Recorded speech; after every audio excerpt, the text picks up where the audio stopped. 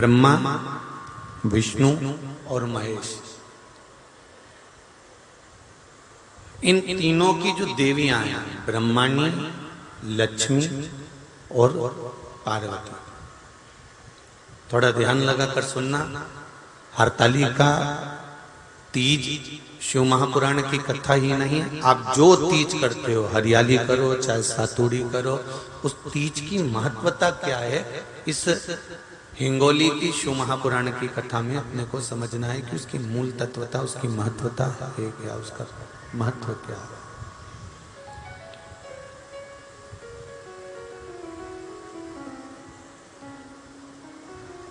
भगवान ब्रह्मा, भगवान विष्णु और भगवान शिव,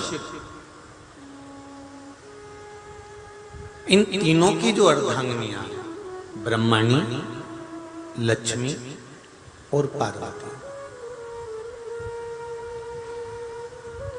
इन तीनों ने तप कर कर, साधना कर कर ब्रह्मदेव को, भगवान विष्णु को और भगवान शंकर को प्राप्त किया। और तीनों ने प्राप्त कर कर तीनों देवताओं से वर मांगा कि वर हमको ऐसा दीजिए कि हमारे तप साधना का फल नारी को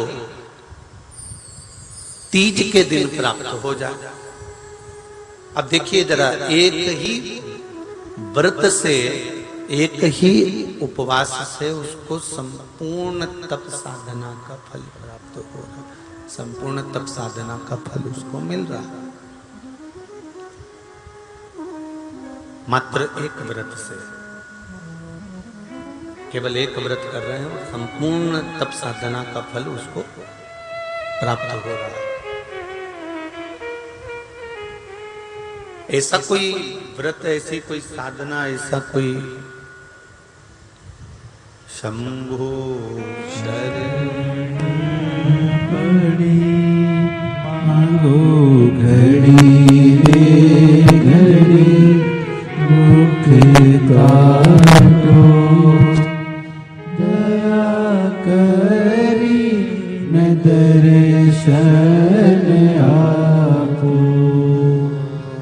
शंभो शरण घड़ी मांगो घड़ी रे घड़ी, दुख काटो दया करी न दर्शन आपो। दया करी न दर्शन आपो।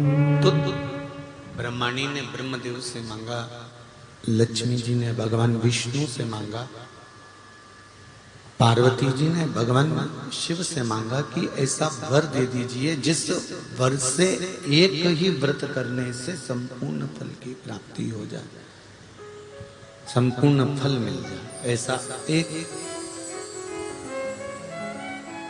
व्रत का फल दे दीजिए, मात्र एक व्रत का।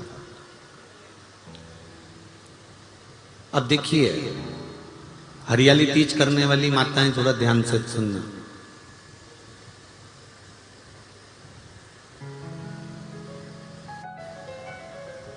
हरियाली तीज जब माताएं करती हैं तो एक हरियाली तीज, एक गणगौर की तीज,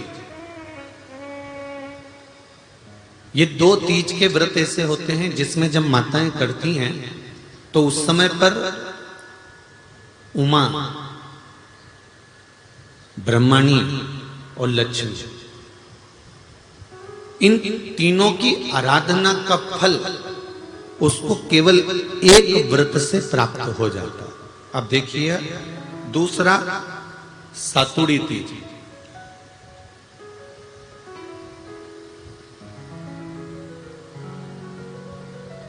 इसमें उमा और महेश्वर, उमा और महेश, ब्रह्माणी और लक्ष्मी, इन चार के व्रत तप का फल एक साथ सातुड़ी तीज के दिन प्राप्त हो जाता। अब एक आती है हरतालिका तीज। आप लोग करते हो हरतालिका? यहाँ लोग करते कि नहीं करते? करते हैं यहाँ पे हरतालिका? कौन कौन करता है? जरा हाथ उठाओ तो जरा। अरे सभी करते हो, रखो रखो, बहुत बढ़िया, बहुत अच्छी बात। एक आती है हरतालिका तीज। इस तीज का व्रत माता पार्वती बेल वृक्ष के आनंद के साथ में फुलेरा बनाकर करती है, और जिसमें इस हरतालिका में माता पार्वती जी के जितने जन्म पहले हुए हैं, माता पार्वती का जन्म तो 52वें नंबर का, 52 नंबर पे माता पार्वती का जन्म है।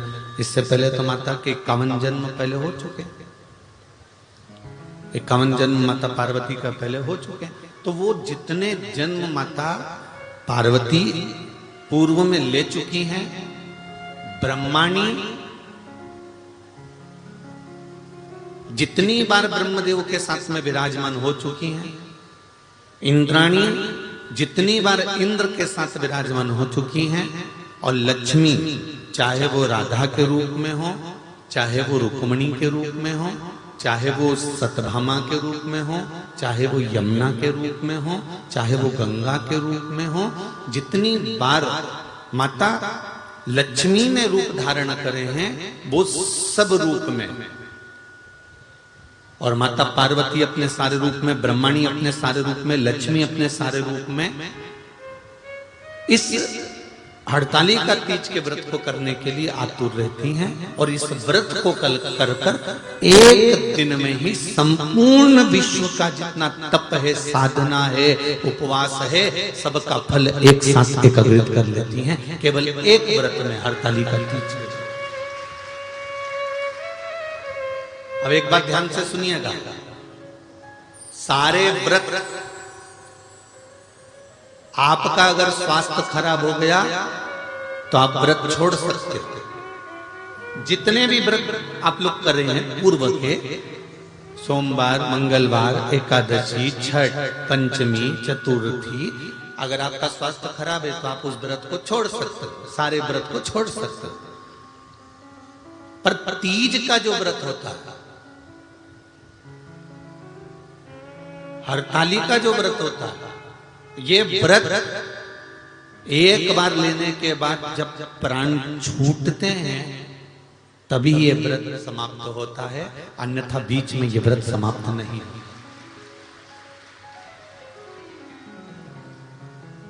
ये व्रत समाप्त होता ही नहीं। अगर शरीर से नहीं बनता कि अब हमारी अवस्था हो गई, अब शरीर से नहीं बन रहा है, तो भले एक पहर की पूजन कर कर, एक पहर का नियम धारण कर कर, एक पहर का स्मरण कर कर, एक पहर का पूजन व्रत धारण करो, और उसके बाद में भले आप थोड़ा सा जो भी आपको लेना है वो कर लो, पर इस व्रत को करना ही पड़ता है।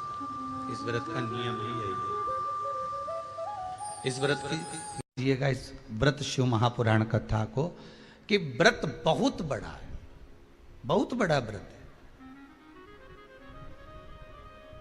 तो उसको छोटा करने का भी तो तरीका शास्त्रों में कहा गया है।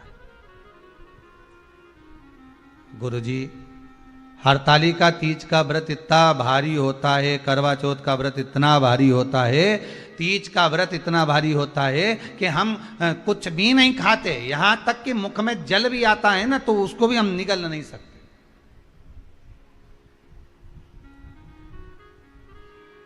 अब इतना भारी व्रत, और शास्त्र कहता है कि हरतालिका तीज का उद्यापन तो पहले होता ही नहीं, एकादशी का तो हो जाता है। और यहां तो हरतालिका तीज का, अब एकादशी का तो आप 26 एकादशी जब आपकी पूरी हो जाए, 3 वर्ष बाद अधिक मास आ जाए, 26 पूरी एकादशी का व्रत कर लो, तुम 11 पे करो, तुम्हारी मर्जी पड़े, 26 एकादशी पर जब व्रत करोगे तो ये आपके ऊपर है, 26 पर करो। पर हरतालिका तीज का जो व्रत है, इसका उद्यापन तो ना तो पहले होए, और इसका उद्यापन ना 13 वर्ष के पहले होए।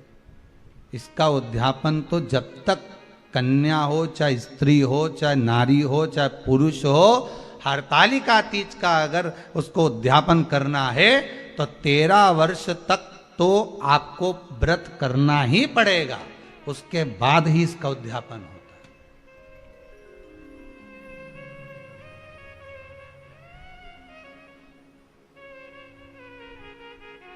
नहीं तो कहीं कहीं की माताएं तो बड़ी होशियार सोच के बैठी थी कि अब की साल उद्यापन कर, तो 13 वर्ष अगर आपके हो गए व्रत करते करते हरतालिका तीज का। हरतालिका तीज जानते हो ना? श्री शिवाय नमस्तुभम दर्शनों, हर हर महादेव। स्वागत है आप अपने YouTube channel Vinayak daily diary में। इस वीडियो में आपको पूजने पंडित जी बहुत ही विशेष उपाय बताए हैं। आप नौकरी की तैयारी कर रहे हैं, आप कोई भी कर रहे हैं, उस उपाय जरूर करिए। मनोकामना पूर्ण होगी, घर में सुख समृद्धि और शांति बनी रहेगी। और हमारे चैनल को लाइक करें और शेयर करें, इस वीडियो को आगे तक पहुँचाएँ। हर हर महादेव, हर हर महादेव।